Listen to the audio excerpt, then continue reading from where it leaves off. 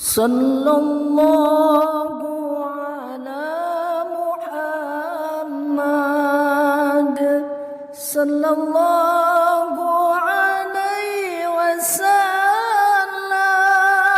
Sallallahu ala Muhammad sallallahu alaihi wasallam.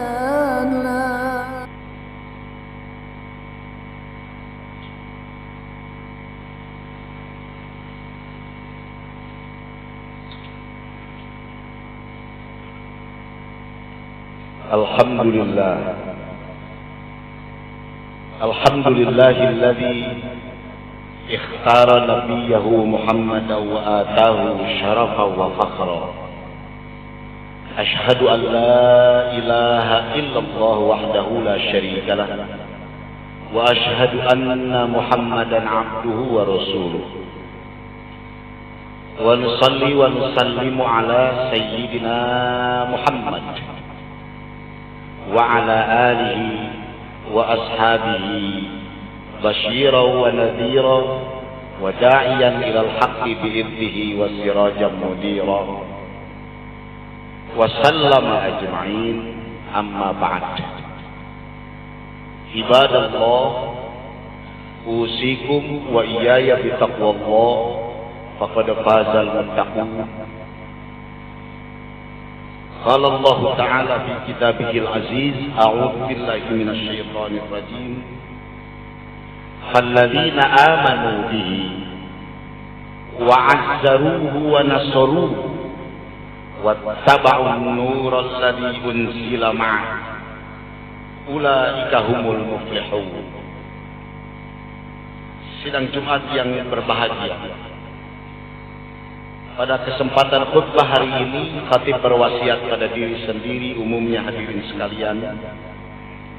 Mari kita tingkatkan keimanan dan ketakwaan kita kepada Allah Subhanahu wa Ta'ala dengan mulai bersungguh-sungguh dalam upaya, bersungguh-sungguh dalam usaha untuk menjatuhkan cinta yang sejati teruntuk baginda Nabi besar Muhammad sallallahu alaihi wasallam. Karena beliau yang layak dicintai, beliau yang pantas dicintai, dan cinta itu akan berbalas.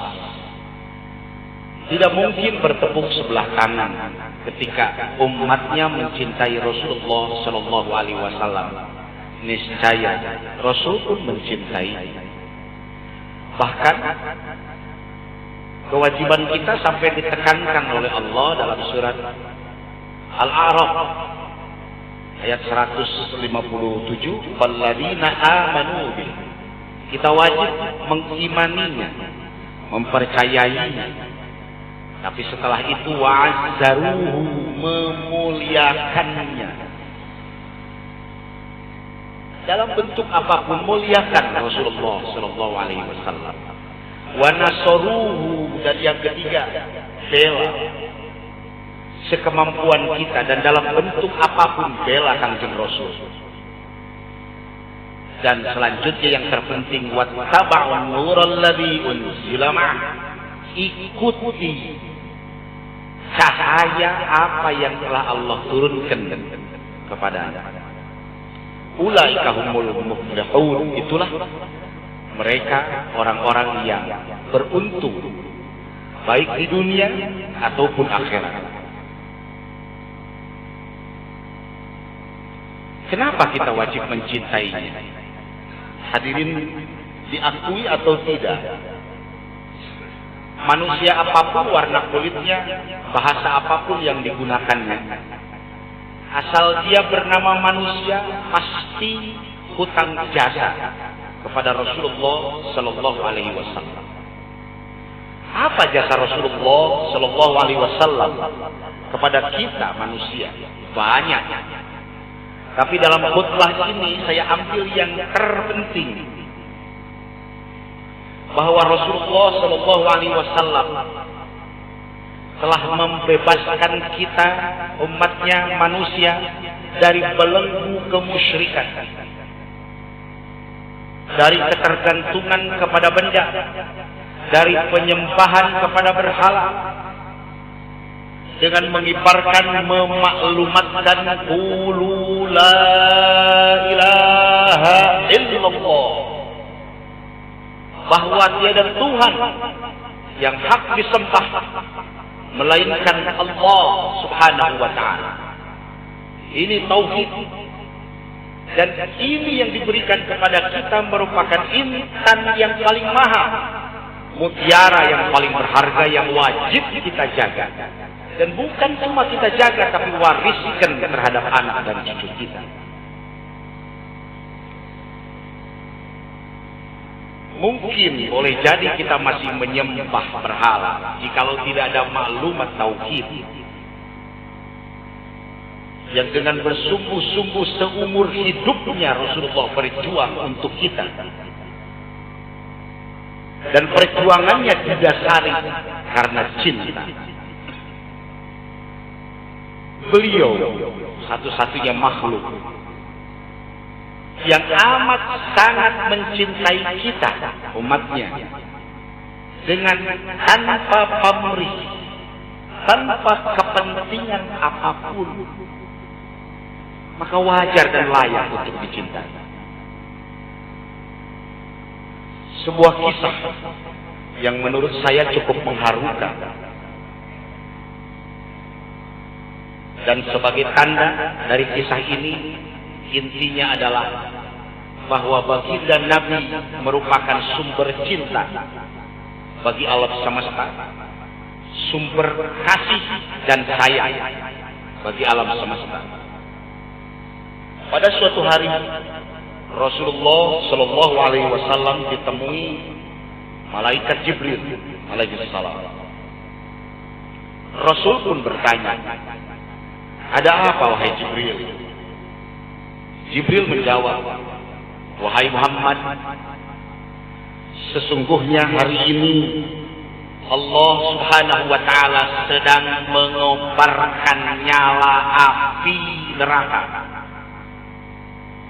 Sedang mengobarkan nyala api neraka, dan seluruh para malaikat menggigil amat sangat ketakutan. Mereka tidak tahu harus bagaimana, harus berbuat apa ketika berkobar nyala api neraka itu. Tapi untung saja aku ingat," kata Jibril, "aku ingat bahwa engkau Muhammad adalah sumber cinta dan sumber sayang Allah Subhanahu wa taala kepada alam semesta. Dengan alasan itu aku kesini. Dengan alasan itu aku menemuimu. Tabarrukan, bertabarruk, mengambil berkah dengan cinta Allah kepada dirimu ya Rasulullah." Rasulullah terdiam beberapa saat. Tapi kemudian beliau bertanya lagi, "Wahai Jibril, ceritakan kepadaku bagaimana neraka itu sesungguhnya sampai membuat para malaikat seluruhnya ketakutan." Jibril menjawab, "Wahai Muhammad, neraka itu bagaikan lubang yang terdiri dari 7 tingkat. Jarak antara satu lubang dengan lubang yang lain ialah seperti perjalanan 70 tahun. Dan lubang yang paling bawah adalah lubang yang paling panas." Kanjeng Nabi Shallallahu Alaihi Wasallam meneruskan pertanyaannya, "Lalu siapakah penghuni lubang-lubang neraka itu Jibril? Sampaikan kepadaku Jibril." Jibril menjawab, "Lubang yang paling bawah itu diciptakan oleh Allah untuk orang-orang munafik. Lubang selanjutnya untuk para penyembah berhala. Kemudian lubang selanjutnya untuk penyembah bintang, dan matahari. Jibril menyebutkan satu persatu sampai lubang kelima itu diperuntukkan untuk umat Yahudi. Sementara lubang keenam itu dihuni oleh umat Nasrani. Sampai keenam, Jibril terdiam. Diam, dia tidak melanjutkan kata-katanya.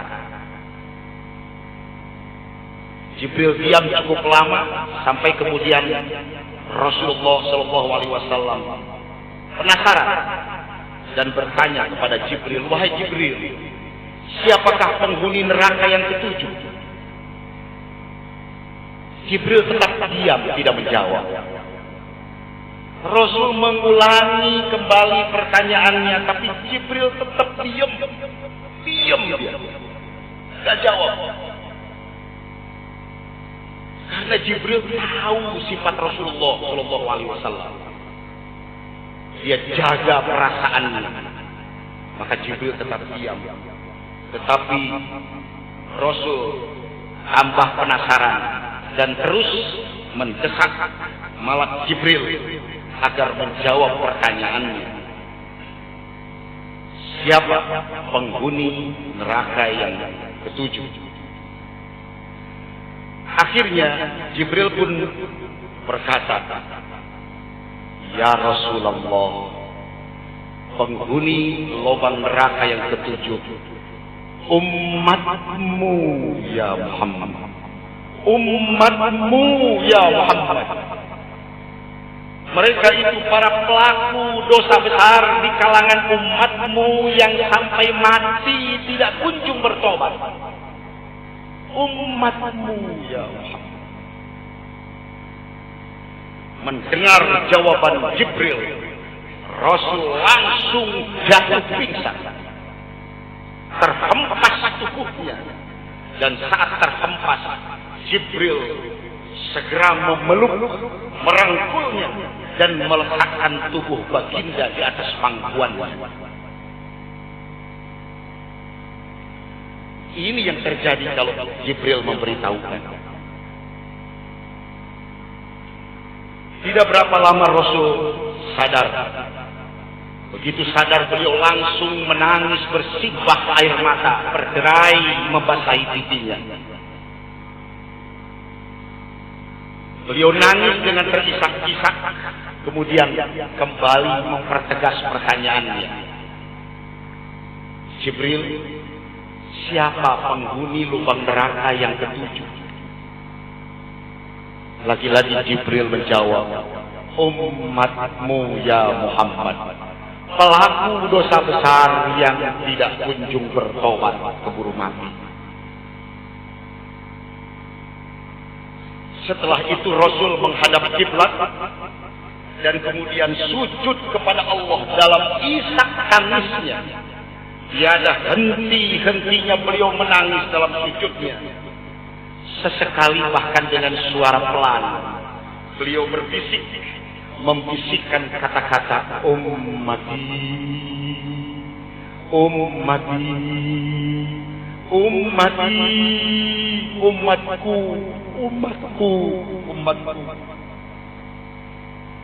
Dalam sujudnya beliau ingat kepada kita, ummati. Beliau sampai tidak berani mengangkat kepalanya dan tidak sanggup mengangkat kepalanya. Dalam keadaan seperti itu selama 3 hari 3 malam. 3 hari 3 malam beliau sujud, nangis terus. Kecuali setiap Bilal bin Rabah mengumandangkan azan.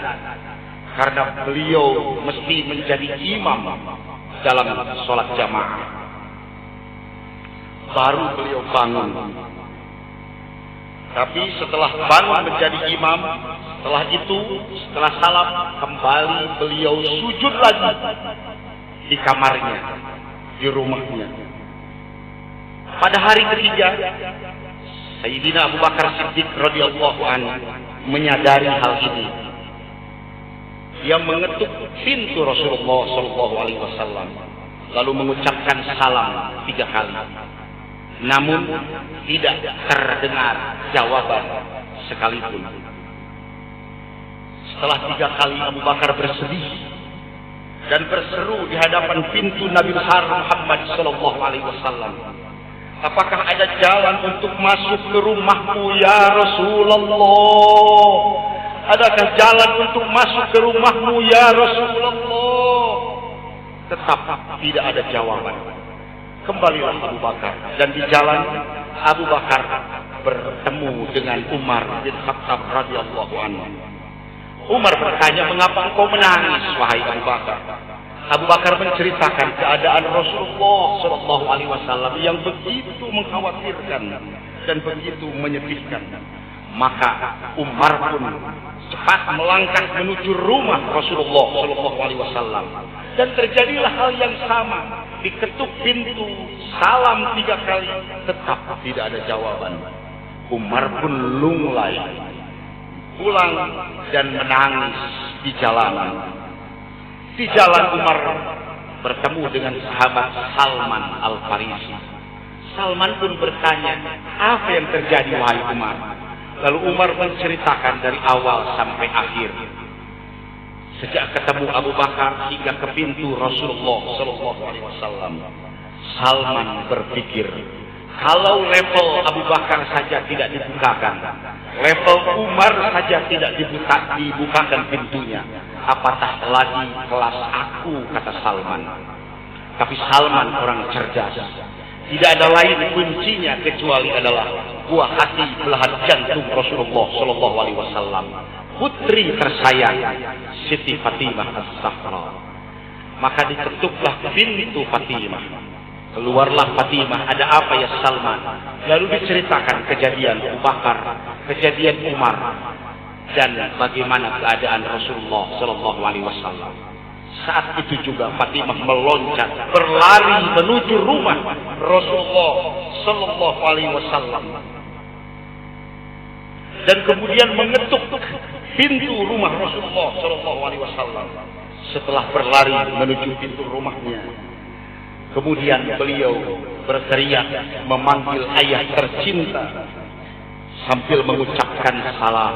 Assalamualaikum ayah, ya Aba, assalamualaikum, sambil mendengar tangisan dari dalam rumah Rasulullah sallallahu alaihi wasallam.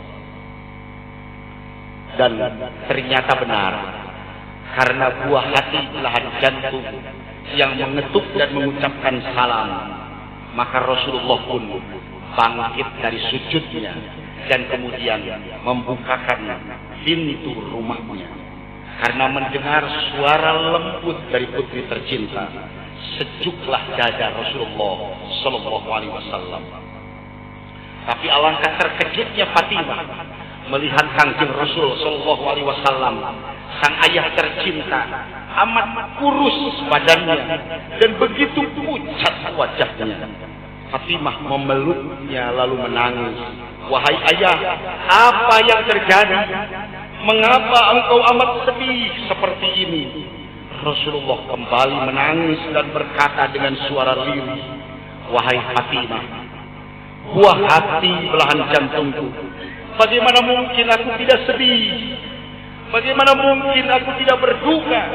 Sedangkan Jibril menyatakan akan ada kelak umatku yang akan masuk neraka. Subhanallah. Fatimah baru sadar ini yang membuat pucat pasi rona wajah Rasulullah. Ini yang membuat dukanya Rasulullah sallallahu alaihi wasallam karena mendengar kabar ada kelak umatnya yang akan masuk neraka. Rasulullah begitu besar cintanya kepada kita sampai tidak mau bangkit dari sujudnya 3 hari 3 malam karena memikirkan bagaimana nasib kita kelak.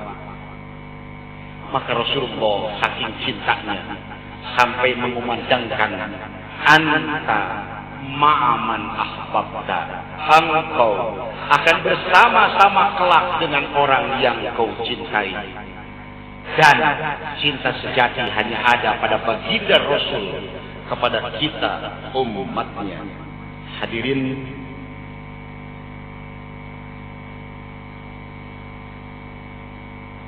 kita yang mencintai baginda Nabi Muhammad SAW dan Rasul yang mencintai kita umatnya, sungguh tidak rela kita masuk neraka. Maka mari kita mencintai beliau, jatuhkan cinta kita hanya untuk beliau. Dengan cara apa? Dengan banyak-banyak bersolawat. Setidaknya minimal 100 atau bahkan 300 kali kita kirim kado cinta untuk Rasulullah Sallallahu Alaihi Wasallam. Kurang lebih 3 minggu lagi bulan Maulid yang rata-rata kemudian dirayakan, diperingati hari lahirnya orang yang amat sangat mencintai kita. Mari kita bersama-sama sambut dengan gembira dengan mengumandangkan sholawat agung teruntuk hanya Rasulullah Sallallahu Alaihi Wasallam, sang sumber cinta bagi alam semesta, rahmatan lil alamin. Mudah-mudahan kita semua diberikan oleh Allah inayah, taufik dan hidayahnya untuk dapat mencintai dengan sungguh-sungguh Rasulullah, dan kita akan mendapatkan syafaatul uzma dari Rasulullah Sallallahu Alaihi Wasallam. Barakallahu li wa lakum fil Qur'anil azim wa nafa'ani wa iyyakum bima fihi minal ayati wa dzikril hakim wa taqabbala minni wa minkum tilawatahu innahu huwal ghafurur rahim.